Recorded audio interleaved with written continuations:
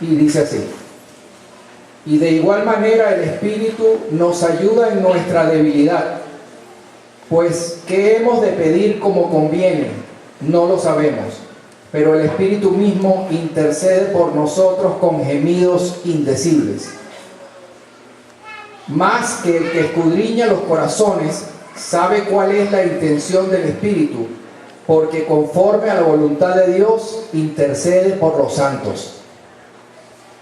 Y sabemos que a los que aman a Dios, todas las cosas les ayudan a bien, esto es, a los que conforme a su propósito son llamados. Porque a los que antes conoció, también los predestinó para que fuesen hechos conformes a la imagen de su Hijo, para que Él sea el primogénito entre muchos hermanos. Y a los que predestinó, a estos también llamó, y a los que llamó, a estos también justificó, y a los que justificó, a estos también glorificó. Amén. Gloria a Dios.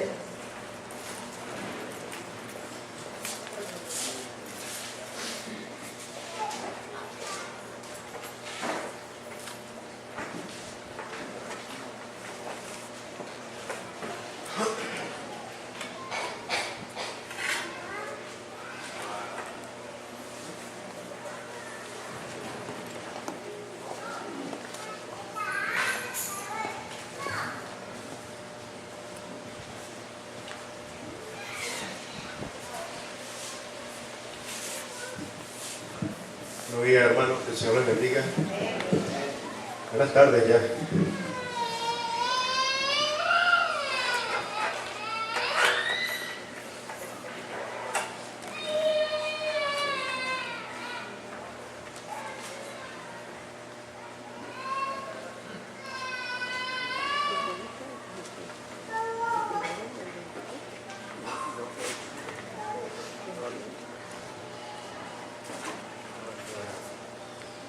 El viento acá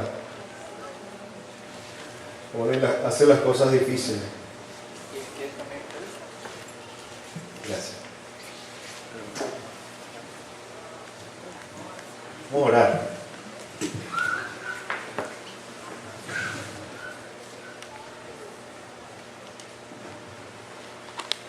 Oh Señor, Padre de la gloria, yo te suplico que hables tú a tu pueblo en esta tarde y que no sea yo. En el nombre de Jesús te lo pido. Amén.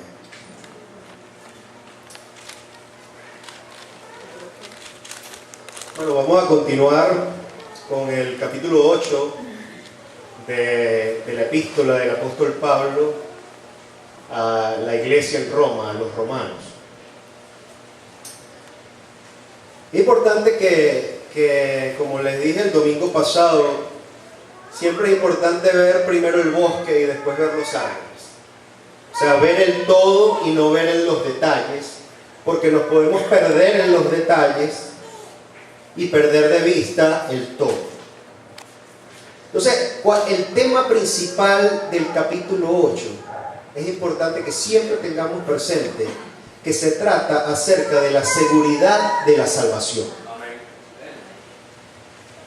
Para aquellos que han venido a Cristo Jesús y que Cristo Jesús es su Señor y Salvador, su salvación está garantizada.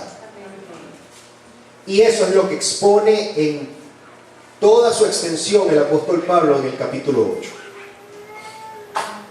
Pero también hemos visto de los versos 1 al 25 es los beneficios de los cuales gozan los hijos de Dios. Hay una gracia general de Dios. El sol sale para todos. El Señor manda la lluvia y esa lluvia bendice la cosecha de sus hijos y de los que no son sus hijos también. Entonces hay una gracia general, pero hay una gracia particular para los hijos de Dios. Yo viajo mucho por mi trabajo Y de tanto viaje he acumulado algunas millas.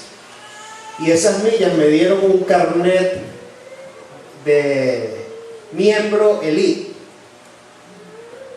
Y eso me da ciertos privilegios. Yo puedo ir por una cola express y no tengo que calarme toda la cola para hacer el chequeo en el vuelo, aunque tenga mi boleto en clase económica, porque yo tengo esa tarjeta.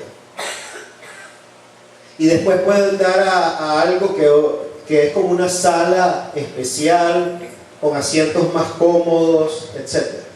De hecho, hace poco fui a Maracaibo en julio a un congreso y no traía la tarjeta que me dio el banco. Yo no la pedí, me la lanzó el banco, que se llama, creo que Priority Pass. Y el aeropuerto de la Chinita de Maracaibo estaba sin aire acondicionado. Y aquello era un desastre. Y yo revisé mi cartera y no tenía la tarjeta Priority Pass. Así que no podía entrar al famoso sala que tiene aire acondicionado, butacas cómodas, acceso a internet, etc. Entonces lo que quiero es ilustrar un poco que hay unos privilegios especiales para los hijos de Dios, exclusivos para los hijos de Dios. Y a diferencia de la tarjeta, esa Priority Pass o el Elite Member, yo la pude obtener por tanto viajar. Incluso la del President's Club de American Airlines, tú la puedes comprar. Pero esto, el ser hijo de Dios, no hay nada que tú y yo podamos hacer para merecer. Esa es la gran diferencia. Es un regalo. Y ya vamos a ver cómo el Señor otorga ese regalo. Entonces, esos primeros 25 versículos que fue, y nosotros vimos el domingo pasado del 18 al 25, nos dice los privilegios que tienen entonces, que gozan los hijos de Dios. Primero, en Romanos 8:1 nos dice que no hay ninguna condenación para los que están en Cristo Jesús. Estos son los que andan conforme al Espíritu. ¿Ok? Aquí hay unas condiciones. No hay condenación, pero ¿para quiénes no hay condenación? Para los que están en Cristo Jesús. Y, segunda condición, andan conforme al Espíritu. El segundo privilegio es que pueden acercarse a Dios. Que el Espíritu vivificará sus cuerpos mortales. ¿Se recuerdan que estudiamos que vivimos en una naturaleza pecaminosa y aún después de venir a Cristo, nuestra naturaleza nos conduce al pecado, a satisfacer los deseos de la carne? Pero los hijos de Dios reciben al momento de su conversión la tercera persona de la Trinidad. Y viene a morar en ellos y a tomar control absoluto de sus vidas. Siempre y cuando tú se lo permitas. Porque Dios también te dio libre albedrío. Y tú puedes entristecer al Espíritu e incluso apagarlo. El tercer privilegio es que los que son guiados por el Espíritu de Dios, sentencia el apóstol Pablo, estos son los hijos de Dios. Si tú crees ser cristiano, pero tu vida no es guiada por el Espíritu de Dios, hay que revisar, porque quizás no eres un hijo de Dios, por más que hayas asistido a la iglesia desde que eras pequeño. Ahora, estos hijos de Dios, dice Romanos 8:15 en su primera parte, que son adoptados por Dios. O sea, eres un hijo adoptado, pero adoptado por Dios. Hay niños que desean ser adoptados y cuando ya están creciendo en estos albergues, a medida que tienen más edad, es más difícil, reduce la probabilidad de que sean adoptados, porque las familias, las parejas prefieren más pequeñitos. Pero todos, cuando ya están un poquito más conscientes, desean tener una familia linda, que los adopte una familia linda. Bueno, imagínate, Dios nos está diciendo que Él es quien nos adopta. dice que pueden acercarse a Dios y decirle Abba Padre. ¿Qué significa? Papi, papito. También dice que son herederos de Dios y coherederos con Cristo. ¿Recuerdan la historia de Abraham, el hijo de la promesa que fue Isaac? Pero antes él quiso hacerse de la promesa por sus propios medios y tuvo a Ismael. ¿Se recuerdan? Y sin embargo, ¿quién heredó? Isaac. Ismael no. Aquí te está diciendo que no solo te adopta como hijo, sino que te hace heredero de Dios. Y te hace coheredero juntamente con Cristo. De su gloria, pero también de sus sufrimientos. Y lo hablamos el domingo pasado. El otro beneficio es que tienen una esperanza de gloria que los ayuda en medio de las pruebas. Romanos 8:18. Tienes esa esperanza. Y también viene garantizado como coheredero de los sufrimientos de Cristo, como dijo el Señor allá en Juan 16:33. En esta vida, si tú eres un hijo mío, vas a tener aflicciones. Recuerda que es parte del paquete, del combo. Y pero cuando vienen esos sufrimientos, si tú eres un hijo de Dios, tienes una esperanza de gloria, de la cual puedes colocar tu mirada y llenarte de esperanza, porque vas a ver, este sufrimiento no va a durar toda la vida. Y aunque así lo fuere, mi vida, aunque dure 90 años, no se comparan esos 90 años con la eternidad en gloria al lado de mi Cristo Jesús. Dice que sus cuerpos serán redimidos en Romanos 8:23. Esto es la adopción final. Es la glorificación. Es cuando el Señor le dará a cada uno de sus hijos un nuevo cuerpo.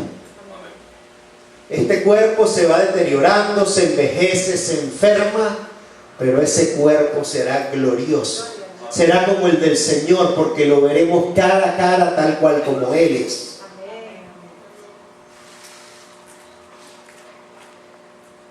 Ahora en los versos 26 y 27 que vamos a ver, porque hoy vamos a cerrar un tema, que es el de los privilegios de los hijos de Dios. Y vamos a comenzar otro que comienza el apóstol Pablo ahí en el versículo 28. Y entonces estos primeros dos versículos del 26 y 27, que leyó el hermano Carlos, el apóstol agrega un beneficio adicional a la lista de los beneficios de los hijos de Dios. Y es que el Espíritu Santo ayuda a los hijos de Dios a orar conforme a la voluntad del Padre, pero especialmente en los momentos más difíciles de su vida. Luego en el 28 nos dice que todo lo que sucede en la vida terrenal de un hijo de Dios, es parte de un plan. Y en el versículo 29 y 30, que hasta ahí es donde vamos a ver hoy, nos ofrece una visión panorámica de ese plan, que fue diseñado y es ejecutado absoluta y exclusivamente por Dios.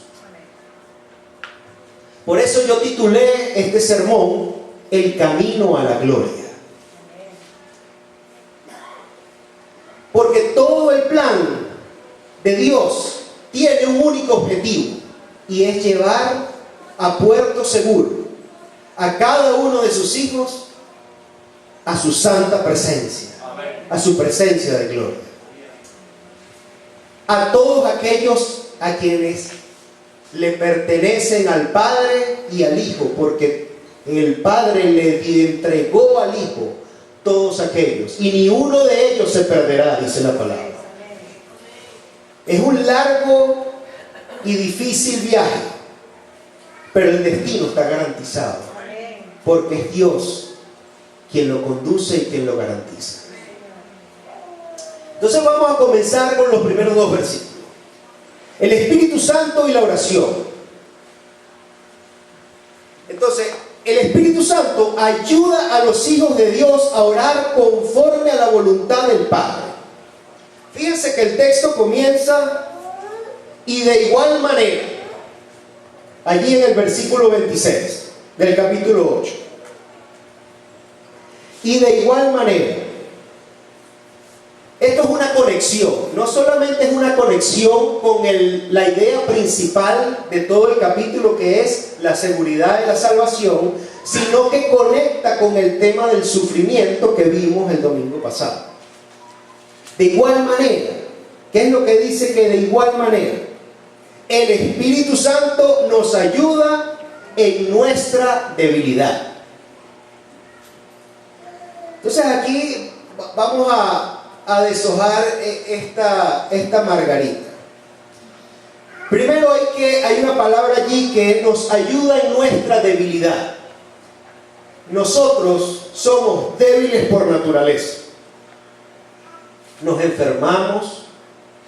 Mi hijo Samuel a cada rato se mete cosas en la boca que recoge del piso y siempre entonces está enfermo. A cada rato le da un virus y empieza a salirle mocos, etc.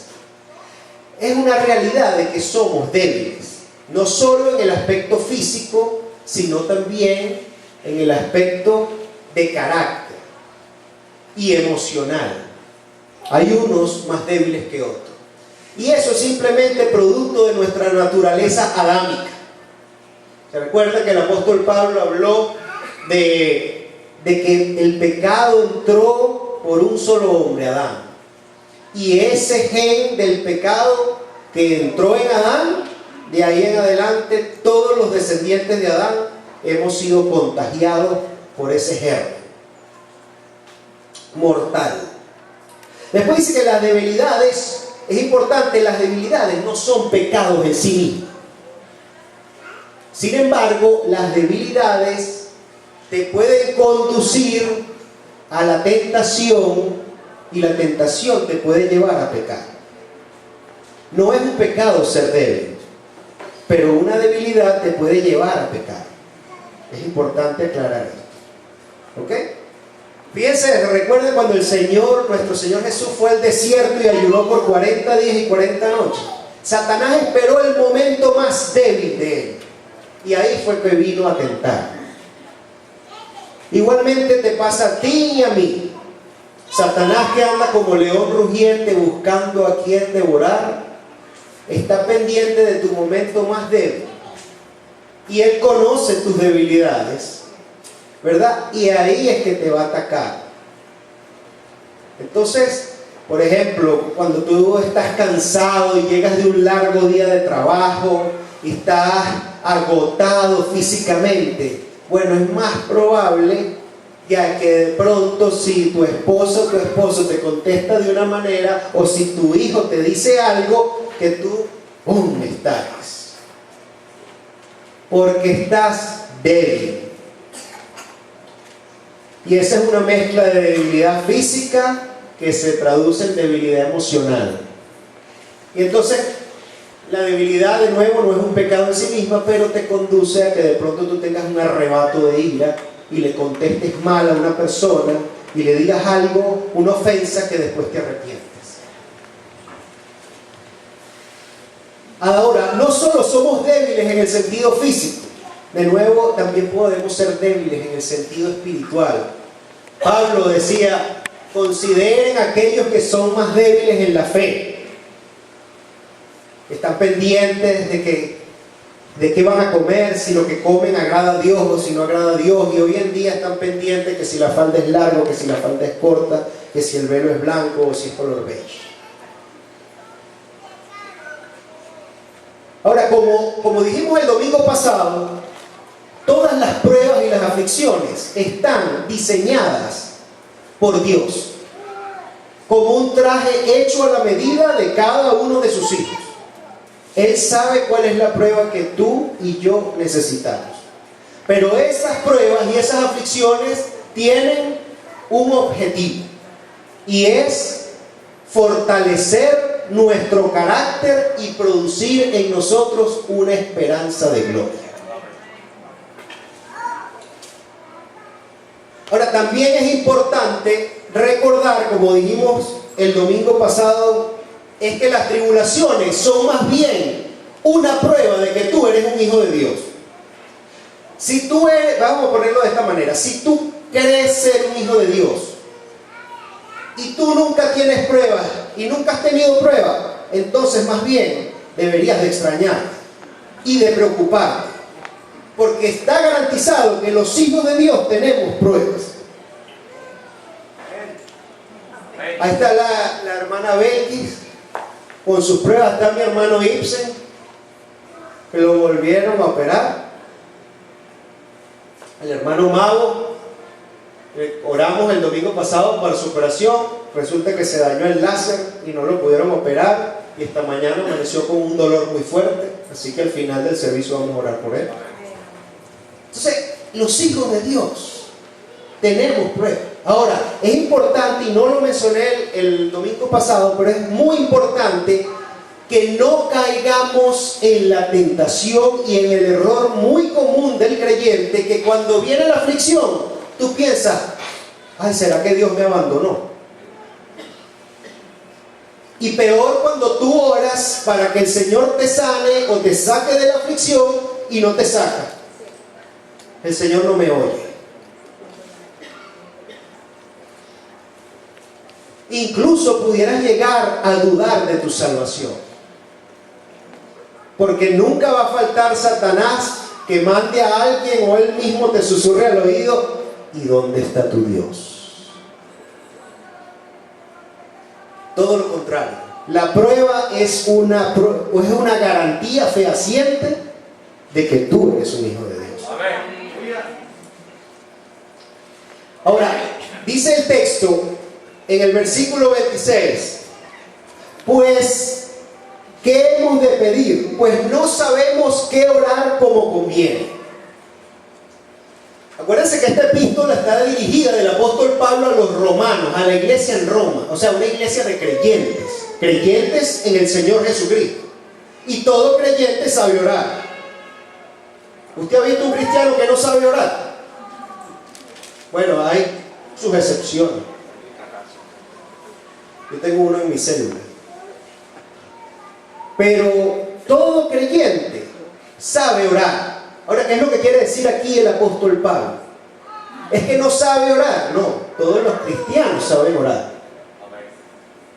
Lo que está diciendo es que no saben orar como conviene. Como le conviene a ellos sí saben, pero no como le conviene a Dios. Y resulta que lo que le conviene a Dios te conviene a ti. Quizás no lo has entendido. Acuérdate del Señor, nuestro Señor Jesucristo, en Getsemaní. Estaba angustiado. Una aflicción terrible, al punto que de su frente salían gotas de sudor como gotas de sangre, dice la palabra. Él sabía lo que le esperaba. Sentía terror. Y aún así, él dijo, Señor, no se haga mi voluntad, sino la tuya. Él oró, Señor, si es posible, pasa de mí esta copa. Pero inmediatamente dijo, pero que no se haga mi voluntad, sino la tuya. Yo recuerdo que cuando trabajaba en PDVSA, hace años existía, antes del 97, una filial que se llamaba Maravén, y ahí fue donde yo empecé a trabajar en PDVSA. Y eran las más conocidas, eran la Maravén, la Goven y Corpoven. Y todo el mundo conocía, quien tú hablaras en la sociedad sabía de eso. Y al tú ir a la tienda en el CCT, mi oficina estaba ahí en Chuao, y yo iba a las tiendas con el carnet que venía el logo de Maravén, tenía descuentos en las tiendas, tenía unos privilegios. Y de pronto vino una caída de los precios del petróleo, empezaron a cortar personal, y a mí me iban a sacar y no me iban a renovar el contrato. Y yo orando y buscando la dirección del Señor. Y se abrió una puerta en otra filial de PDVSA, pero una filial chiquitica. Nadie sabía de eso. Yo decía, no, se llama Víctor, ¿qué es eso? Y yo, concha, Yo pertenecía a Maravé. Y ahora la única puerta que me queda para no quedar desempleado es irme a esta filial chiquitita que nadie conoce. Y bueno, ahí fui. Y resulta que yo pensé que aquello era lo mejor dentro de una tragedia, porque al menos no quedé desempleado. Porque yo no podía ver que el Señor tenía grandes bendiciones para mí allí. Y después, pasado con el tiempo, cuando miré retrospectivamente los compañeros que sí lograron quedarse en Maravé, yo los pasé en desarrollo profesional y ellos eran parte de la gran Maravé, pero se quedaron estancados profesionalmente. Y a mí el Señor me dio bendiciones tras bendiciones. Allí me dieron para estudiar inglés, allí me mandaron a estudiar al exterior, etc. Entonces, a veces tú no puedes ver con tu miopía que el Señor te está presentando algo que para ti parece malo, y resulta que Él tiene un propósito perfecto y eterno para ti. A través de eso que tú, en tu ignorancia y en tu miopía, crees que es malo. Es importante resaltar que solo los hijos de Dios pueden orar a Dios. Esto es muy importante. Y su Padre los escucha. Dios no escucha a los no creyentes. Para quien no lo sabía. Pueden orar todo lo que quieran y gritar durísimo y no los van a escuchar. Salvo que sea una oración que de arrepentimiento y humillación vengan a clamar por la misericordia de Dios. Esa sí la escucha. Cuando yo me portaba mal y no le hacía caso a mi mamá y me regañaba, y de pronto yo venía, bueno mami, ya, un besito. No, yo no quiero ningún besito tuyo. Estoy brava contigo. Hasta que yo no venía y le pedía perdón por la ofensa que le había hecho a mi mamá, no se restablecía la comunión. Esto es más o menos un ejemplo muy terrenal para que ustedes multipliquen eso por el infinito. Imagínense cómo es la actitud de Dios. Entonces, cuando yo veo esos clamores por Venezuela, vamos a reunirnos en la Plaza Alfredo Sadel y vamos a orar. O por Facebook he visto, dale amén si quieres en esta oración, o dale te gusta, inmediatamente va a haber millones de personas orando. Bueno, va a haber millones de personas perdiendo su tiempo, porque Dios no los va a escuchar. Dios escucha solo a sus hijos. Vamos a hablar un poquito de aplicaciones, aunque ya he hablado de esto. Puede llegar que tú no sabes qué vas a estudiar o qué carrera vas a escoger. Puede que llegue un momento y dice, ¿con quién me debo casar? ¿O en qué empresa debo trabajar? ¿Debo aceptar tal empleo o tal oportunidad de negocio? ¿O me debo ir de Venezuela?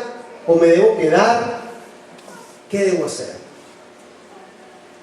Y esas son situaciones más tranquilas. Claro, causan estrés. Y es importante que el Hijo de Dios sepa que esas son decisiones de vida. Que lo que tú decidas va a afectar tu vida y la de los tuyos por años. Por eso asegúrate, cuando tú tengas una decisión de ese tipo, de buscar la dirección de Dios. Si tú eres un hijo de Él. Y si eso pasa, entonces no te apresures y espera a que el Señor hable. Debemos de buscar la dirección de Dios en todo, pero especialmente en esas situaciones de vida. Busca la dirección de Dios y dile que no sabes qué es lo que te conviene, qué es lo que estamos viendo en el texto. Dile que tú crees que lo que conviene es tal cosa, es tal trabajo, dile: Señor, yo lo único que quiero hacer es tu voluntad. Por favor, revélame tu voluntad. Dile: Padre, yo no sé elegir, y yo no sé qué elegir. Dime tú qué camino debo escoger. Nuestra debilidad siempre nos va a conducir a la opción más agradable, a la más fácil, a la que satisface los deseos de nuestro corazón. ¿Se acuerdan de cuando el Señor bendijo a Lot y bendijo también a Abraham? Llegó un momento que los empleados se pusieron a pelear. Digo, bueno, no tiene sentido, hay mucha tierra. Y Abraham dijo: escoge tú primero. Y Lot vio así: oye, esta es la mejor tierra, la que presenta mejores pastos, la que está mejor, con mejor riego. Aquí no hay que pensarlo dos veces, no hay que preguntarle a Dios: esto está de anteojito. Y por ahí se fue. Y ustedes saben dónde llegó: a Sodoma y Gomorra. Abraham se fue al otro extremo, pero guiado por la mano de Dios. Y el Señor lo bendijo. Entonces tienes que estar consciente de tu debilidad, que te va a llevar a lo más fácil. Acuérdense que los pensamientos de Dios no son nuestros pensamientos, y sus caminos son más altos que nuestros caminos. Lo que tú crees malo, como le puse el ejemplo cuando yo tuve en aquella dilema de si debía aceptar ese trabajo en esa filial pequeñita o no. Si tú obedeces la voluntad de Dios, Él te va a bendecir, porque sus planes son para bendecirte y prosperarte, y no para dañarte. Cuando te rindes completamente a la voluntad de Dios, así eso implique, o por la opción mala, o implique pagar un precio, podrás decir juntamente con el apóstol Pablo: porque su poder se perfecciona en mi debilidad.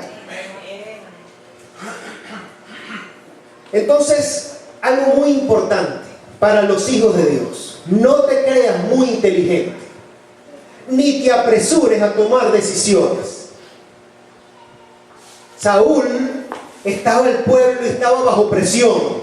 Mira, que ya viene el ejército enemigo, hay que salir. Y entonces él, muy legalista y muy religioso, dijo: no, pero no podemos ir a la batalla sin antes ofrecer un sacrificio al Señor. Y el profeta Samuel le había dicho: tú no muevas un dedo hasta que yo llegue. ¿Y qué pasó? ¿Han leído esa historia? Él se apresuró, él era rey, nadie lo nombró a él sacerdote. Bueno, él dijo: traigan acá, vamos a ofrecerle sacrificios al Señor antes de ir a la batalla. Y fueron miles los que murieron ese día,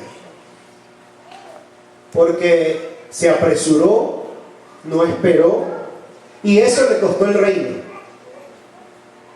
No esperó. Y por otro lado, se tomó atribuciones que nadie le había dado.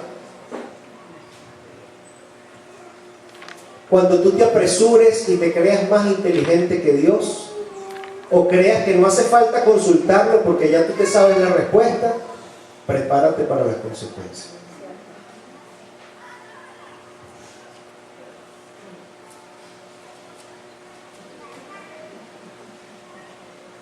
Acuérdate del vellón de Gedeón. 3 veces le habló el Señor. Es preferible preguntar varias veces y que el Señor se moleste porque le preguntas mucho, a que se moleste porque lo desobedeciste.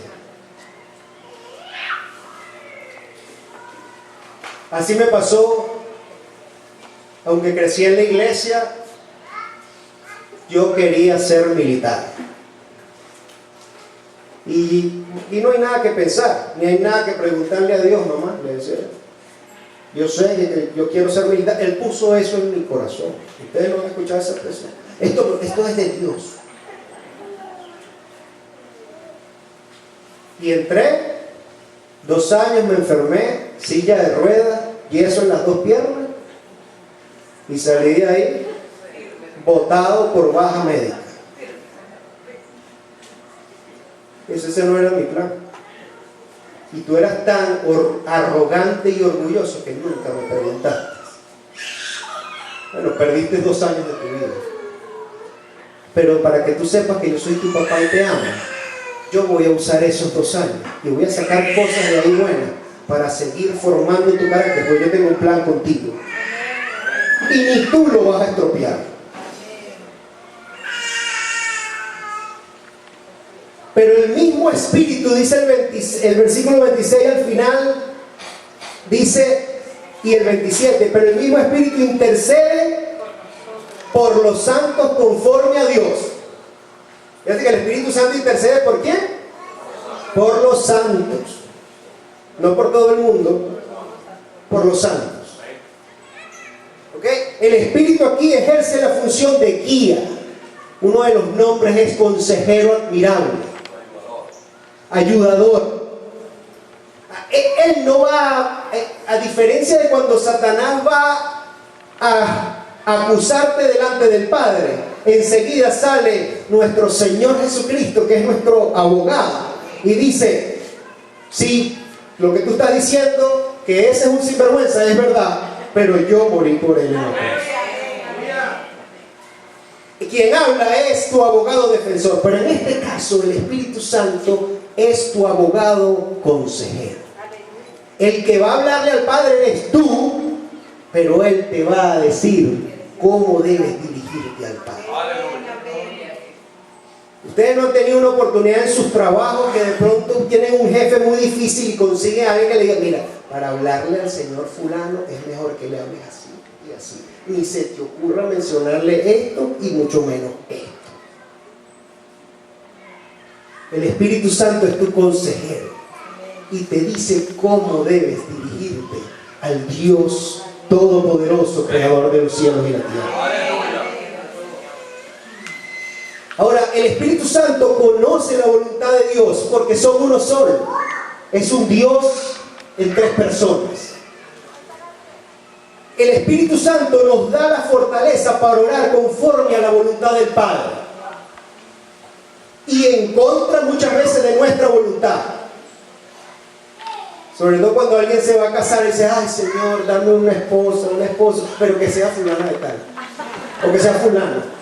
Y se empeña y se empeña y no escuchan al pastor: mira, yo creo que ese matrimonio no conviene. No. Bueno, después vienen los problemas. El Señor en Getsemaní nuevamente: Señor, si es posible, pásame esta copa, pero que no se haga mi voluntad sino la tuya. Sobre todo cuando viene una enfermedad, un momento muy difícil, lo primero que salimos corriendo es orar por sanidad y a imponer manos y a ungir con aceite. ¿Por qué no te detienes, aunque sea un minuto, y preguntas cuál es la voluntad de Dios con esta enfermedad? Y por eso tú oras y de pronto vienen varias ancianas de la iglesia y oran y Dios no escucha. ¿Por qué? Porque quizás están orando en contra de la voluntad de Dios. Y Dios tiene un propósito con esa enfermedad y hasta que Él no cumpla su propósito, la persona no va a sanar.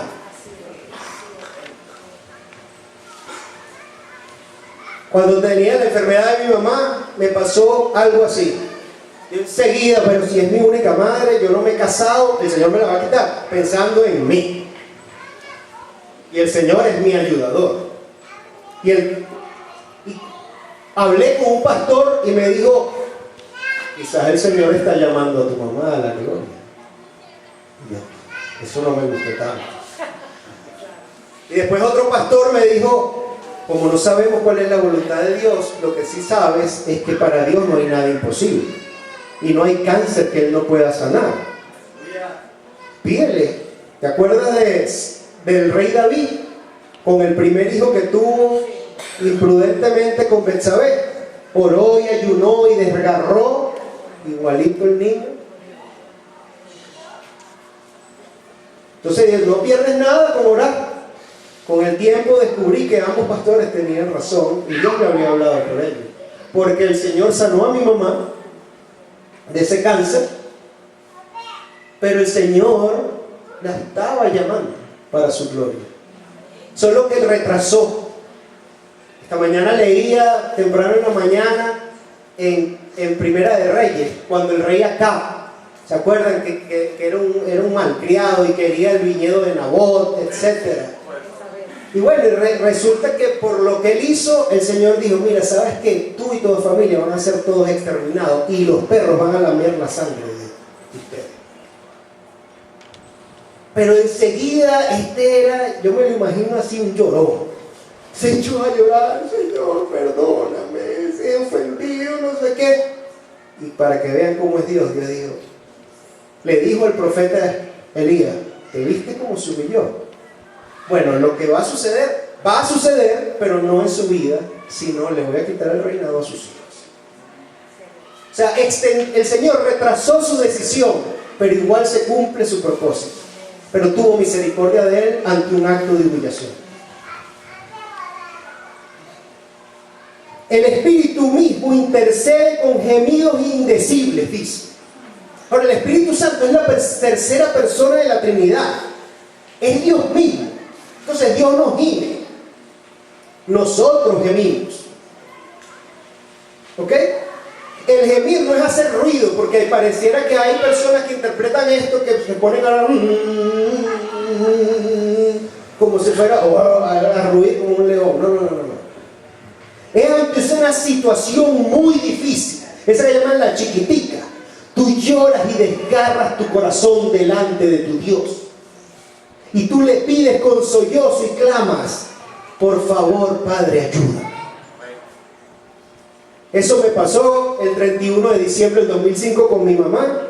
Envuelto en lágrimas, derramé mi corazón delante del Señor y dije: Señor, si yo soy único hijo y todavía no me has presentado a mi esposa, ¿te vas a llevar a mi mamá?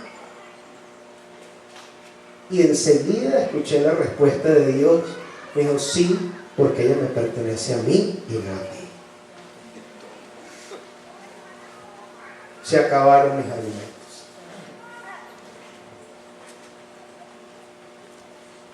Pero entonces vino el Espíritu Santo como una ayuda, y fue Él quien trajo a mi mente el pasaje del rey Ezequías. Y dije: Señor, pero en una actitud distinta. Antes era un reclamo: ¿te la vas a llevar? ¿Quién eres tú para decirme lo que yo debo hacer? Me imagino que pensaría Dios. ¿Dónde estabas tú cuando yo creé los cielos y la tierra?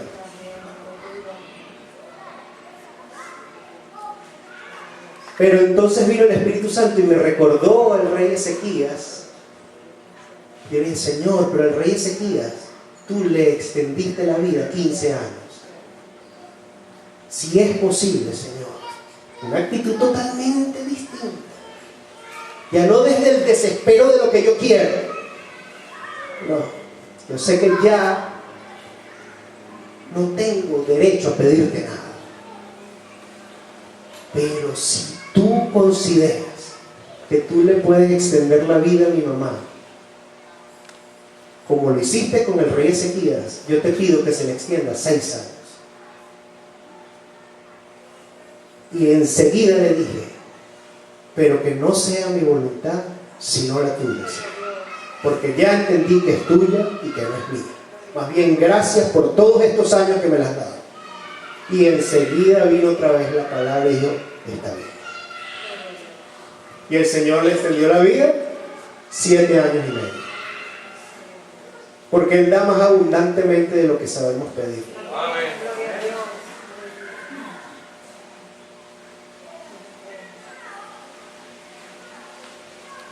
El Señor, cuidado con las trampas en la oración.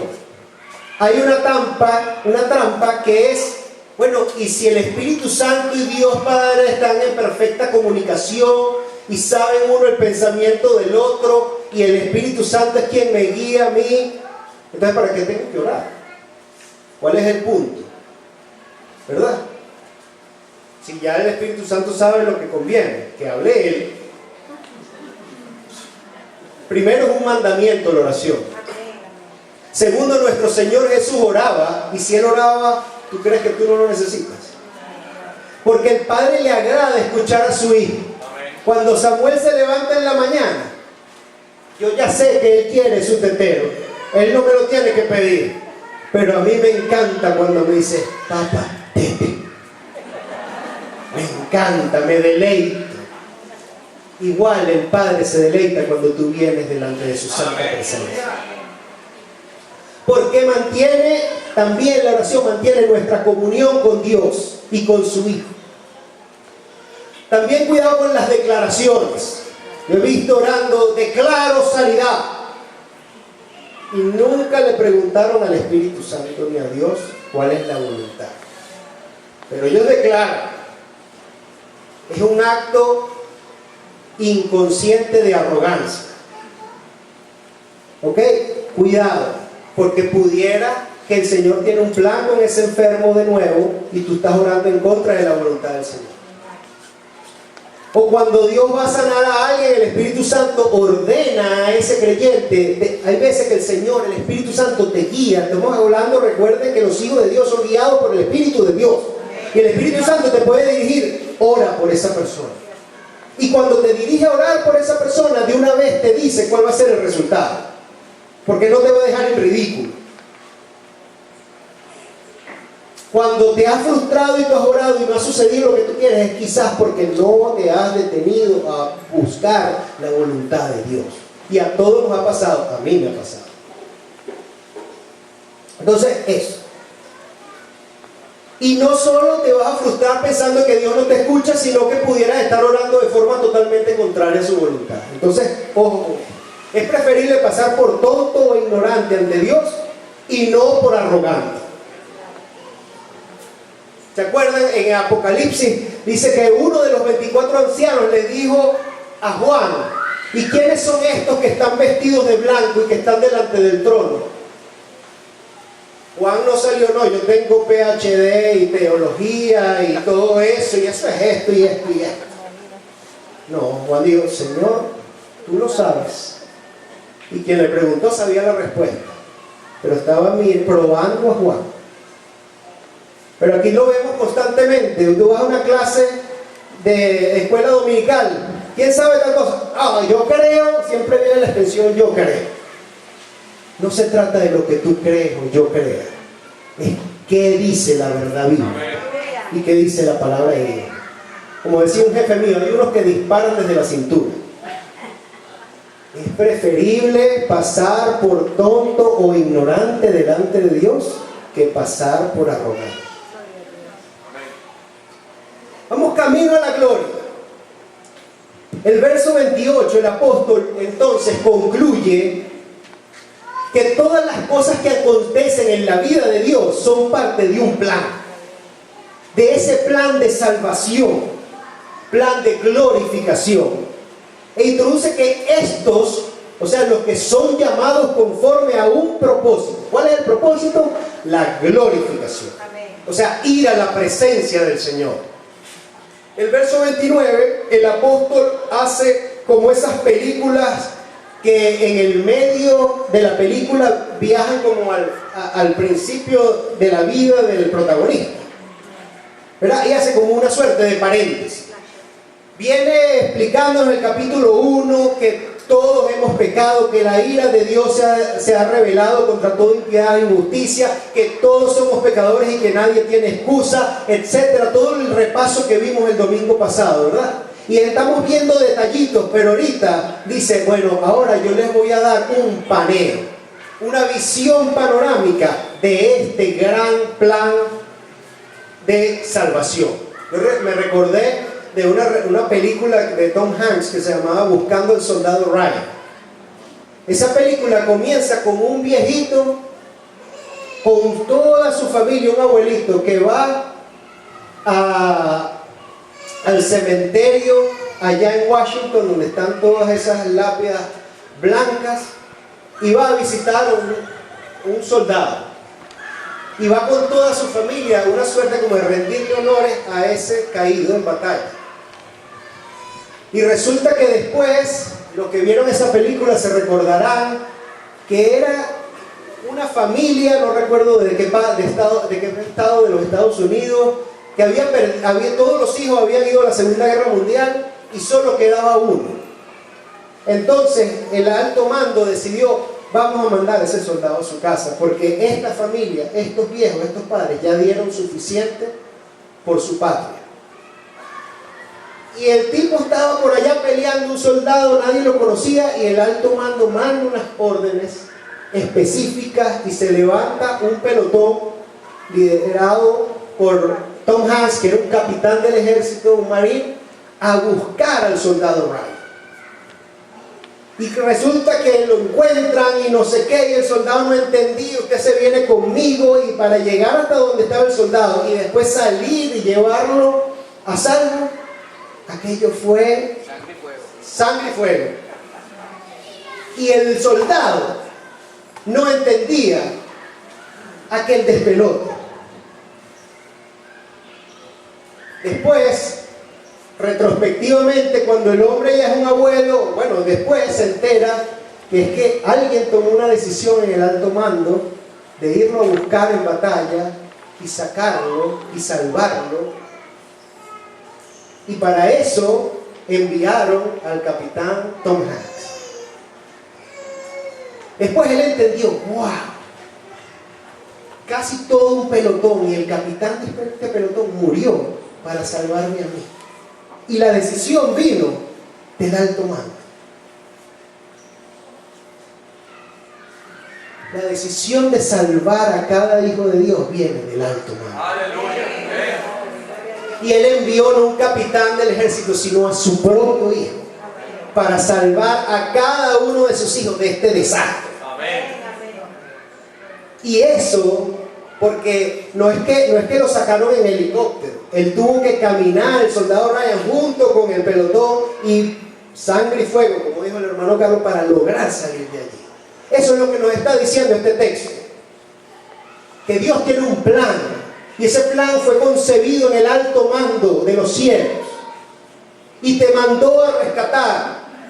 Pero mientras estés aquí vas a sufrir, pero Él te ha dado una serie de beneficios que expone en el capítulo 8, que dice: tú no estás solo, hay un pelotón contigo. Pero ¿sabes algo? Vas a llegar. Va a ser difícil, pero vas a llegar. Los grandes hitos del proceso de glorificación están allí en el verso 29. Dice que los conoció de antemano. Y esto es un texto difícil, pero yo lo voy a tratar de poner claro. Dice que los conoció de antemano. Conocimiento previo, prognosis. No se trata de que Dios es solo omnisciente y sabe todo, sino que el conocer es que tú y yo, y si tú eres un hijo de Dios, existes en el pensamiento de Dios desde antes de la fundación del mundo. Yo soñaba con mi hijo Samuel antes de que él ni siquiera pensara en nacer. Yo no conocía ni a su mamá. Dios pensó en cada uno de sus hijos. Y hay otros textos. El texto 8:33 habla de la palabra elección. Y esto es un texto difícil porque habla de que Dios es quien escoge. Y hay mucho debate entre los teólogos entre si Dios escoge o no escoge, etc. Yo voy a presentar lo que dice la palabra. Y ahí dice Romanos 8:33 que habla de los escogidos. Y no solo es Pablo, porque algunos dicen, no, esas son cosas de Pablo. No, también el apóstol Pedro habla de la elección. Y lo hablan los evangelios. Allá en el Juan 15:16. También habla de los que han sido elegidos. Y dice en Marcos 13:20 que estos días, el día del juicio final, han sido acortados por causa de los escogidos, porque si no, nadie sobreviviría el día final. Entonces hay un tema de escogencia. Ahora, uno podría preguntarse, ¿y si Dios es quien escoge y elige, ¿Dónde queda el libre albedrío? Tú siempre puedes escoger, como escogió Acab, el rey Acab que le acabo de mencionar. Él escogió humillarse delante de Dios cuando vino la profecía y fue enfrentado a la palabra de Dios. Su acto voluntario y de libre albedrío de humillarse permitió extender un dictamen de Dios. Y dijo, tú no lo vas a sufrir, pero mi palabra se va a cumplir en tu familia. Solo voy a tener misericordia de ti por este acto de humillación. Entonces siempre el Señor está en control de todo, pero Él te deja tomar decisiones, como decir en un marco, ¿verdad? Pero siempre su voluntad, tarde o temprano, se va a cumplir. Yo tuve 2 años, ¿o se acuerdan de Jonás? El Señor le dijo, ve a Nínive. Él se fue al otro lado y dio vuelta, barco, ballena, dice ballena, aunque era un gran pez, no se sabe si es ballena o no, uno se imagina que es una ballena por lo grande del pez. ¿Y qué pasó al final? El gran pez lo escupió en las orillas. Ve a hacer lo que yo te dije. Tú puedes saltar y patalear y tomas decisiones que retrasan el plan, pero al final mi voluntad se va a cumplir. Y yo soy un Dios infinito y no tengo problemas con el tiempo. Problemas con el tiempo lo tienes tú. Entonces, ahora debemos predicar. Si ya el Señor sabe los que van a estar unidos a Él, ¿debemos predicarlo? Sí. Porque el Señor puede que lo sepa, pero tú no lo sabes. Y el Señor ordenó que fueras y predicaras a todas las naciones. ¿Ok? Dios quiere que se salven todos. Primera de Timoteo 2:4 y segunda de Pedro 3:9 dice, Dios quiere que todos vengan a la salvación. Pero Dios sabe que no todos van a venir a la salvación. Y ustedes ven el tema de la elección de siempre. Desde el principio Caín y Abel, después nació Esaú y Jacob, y el Señor amó a Jacob y aborreció a Esaú. No habían nacido, y ya el Señor. Y tú podrás decir, ¿es Dios injusto? Romanos, el mismo Pablo va a este punto en el capítulo 9 y dice, ¿quiénes somos nosotros para juzgar a Dios? ¿Qué sabes tú lo que es justo o lo que no es justo? ¿Quién define el concepto de justicia? Tú. Lo defino yo, que soy Dios. Al final de todo, hermano, Dios tiene en su palabra misterios. Y Él se los revela a quien Él quiere. Por eso dice el Señor, porque tú hablas, los discípulos decían, Señor, ¿por qué tú hablas en parábolas? ¿Por qué no hablas claro y raspado? Porque a ustedes se les es permitido conocer los misterios del reino. Si el Señor te va revelando misterios poco a poco, es porque Él quiere. Y Él se los revela a quien Él quiere, cuando Él quiere y como Él quiere, porque Él es soberano. Recuerdo siempre algo de Billy Graham, que dijo Billy Graham, que es un famoso predicador. Y una vez dice que estaba atacado por otros que decían, mira Billy Graham, tú lo que estás es perdiendo el tiempo con esas campañas evangelísticas y lo que estás es formando puros cristianos de pacotilla, porque no hay discipulado, no hay seguimiento. El Señor mandó a ser discípulos, no a que levanten la mano y acerquen a Cristo en su corazón y después salen de ahí a pecar. Y él estaba muy confrontado con él. Y dice que salió del jardín de su casa con la Biblia en la mano y llegó a un sitio donde se arrodilló en un jardín grande y se echó a llorar. Y dice que agarró su Biblia y la alzó a los cielos y le dijo, Señor, hay muchas cosas aquí que yo no entiendo. Revélame lo que tú creas que yo debo saber. Y eso que me reveles, ayúdame a llevarlo al mundo. No creas, por más estudios teológicos que tú tengas, que tú sabes todo lo que está aquí. Porque tu mente es finita para entender un Dios infinito. Concéntrate en lo que el Señor te ha revelado y procura cada día aprender más, de conocer a tu Dios. Después dice que a estos que Él conoció los llama, y los llama con un propósito. ¿Cuál es el propósito? Léanlo en su Biblia. ¿Para qué te llama? Para ser moldeado a la imagen de su Hijo Jesucristo. O sea, Él no te llama para darte un apartamento, o para conseguirte un novio, o una novia, y para que a ti te vaya bien aquí en la tierra. Él te llama para que tú seas moldeado, como el barro en manos del alfarero, a la imagen de su Hijo Jesucristo. Cuando llegue el final, si tú eres un hijo de Dios, tú te tienes que parecer a nuestro Señor Jesucristo. Entonces, los sufrimientos y las aflicciones son parte de esa obra de moldeado que usa el Señor. Y dice, ¿para qué? ¿Para qué? Para que sean estos, ¿verdad? Para que el Señor Jesús sea el primogénito entre muchos hermanos. ¡Qué maravilla es esto! Eso todo lo ofrece el cristianismo. El Rey de Reyes y Señor de Señores, el que está sentado a la diestra del Padre, al quien toda autoridad le ha sido dada arriba en los cielos, en la tierra y debajo de la tierra, no solo es tu Salvador y tu Redentor, sino que es tu hermano. Amén. Y eres coheredero juntamente con Él de sus glorias. Pero también tenemos que ser coherederos con Él de su sufrimiento, si queremos ser moldeados.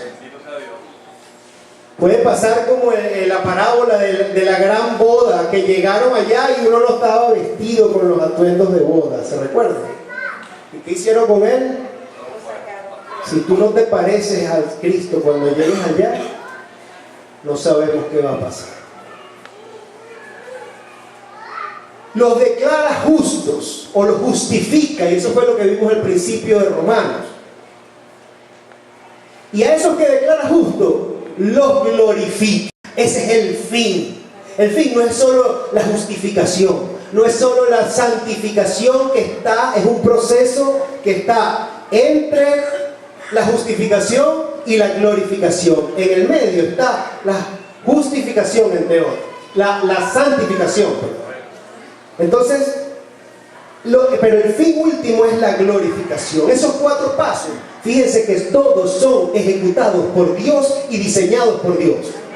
Tú y yo no hacemos nada allí. Somos objetos pasivos ante ese gran plan de salvación.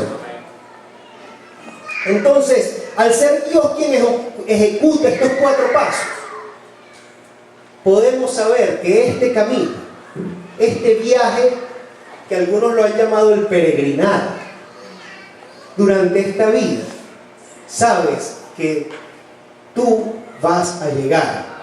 Así como el soldado Ryan llegó a su casa y pudo besar a su viejita, porque es que él fue simplemente un receptor de un plan maestro que diseñó nuestro Dios Todopoderoso, y que incluye el haber enviado a su único hijo. Así como mandó a aquel capitán a buscar a Ryan, Él envió a su único hijo para morir en una cruz y salvarte a ti de tus pecados y asegurarte que tú vas a llegar a la gloria, para que allí mores eternamente con Él y para Él. El Señor les bendiga. Vamos a orar. Señor amado Padre Celestial, queremos darte gracias por tu palabra. Gracias, Señor, porque no merecemos haber sido escogidos para ser parte de este maravilloso plan. Sobradas razones tenías y tienes para condenar a toda la humanidad. Ya una vez lo hiciste con el diluvio y solo 8 personas se salvaron. Por tu gracia y nada más que por tu gracia, algunos podemos estar seguros, como decía Pablo, porque estoy convencido de que ni la vida ni la muerte, ni lo alto ni lo ancho, ni los ángeles ni principados, ni ninguna otra cosa creada podrá separarnos del amor de Dios que es en Cristo Jesús, Señor nuestro. Señor, yo te pido por los que están aquí en esta tarde y han escuchado tu palabra, permite que estas palabras los haya atravesado como una espada de 2 filos que es. Tú que nos ayudas porque somos débiles, fortalece a tus hijos en la fe y ayúdalos a perseverar hasta el final. Sin tu ayuda no vamos a llegar, Señor. Y los que están aquí en esta tarde y que aún no te conocen, pero acaban de escuchar tu evangelio, que es poder de Dios para salvación de todo aquel que en Él cree. Yo te pido que tengas misericordia de ellos y que por el poder de tu Santo Espíritu y tu palabra predicada, tú transformes sus mentes y sus corazones y los traigas, Señor, a acercarse a alguien que les pueda explicar en qué consiste tu evangelio, Señor. Si ellos han sido movidos por esta palabra en esta tarde, tráelos aquí enfrente, Señor. O al final del servicio, que busquen ayuda, que no se vayan de aquí sin asegurar el destino de sus almas. Gracias por tu gracia, Señor. En el nombre de Jesús oramos. Amén.